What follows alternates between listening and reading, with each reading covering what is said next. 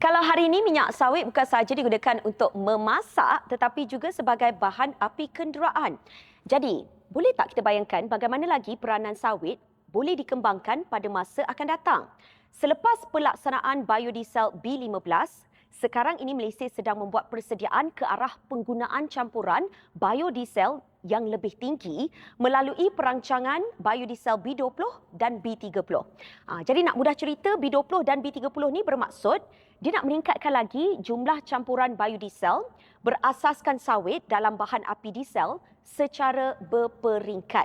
Maksudnya, lebih banyak sumber tempatan dimanfaatkan untuk kegunaan tenaga.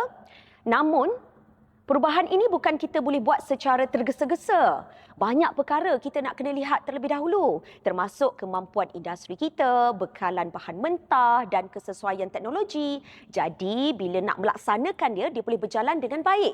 Jadi, kenapa dia penting? Sebab ia menunjukkan bahawa sawit bukan sekadar tanaman untuk menghasilkan minyak masak tetapi mempunyai potensi yang lebih luas termasuk dalam sektor tenaga.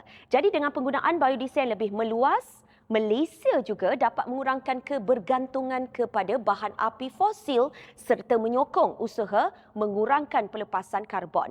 Jadi bagi pegepung kecil pula, perkembangan industri seperti ini, dia membuka lebih banyak peluang. Sebab apa? Hasil sawit sekarang ini mempunyai lebih banyak kegunaan dan mempunyai nilai tambah yang lebih banyak.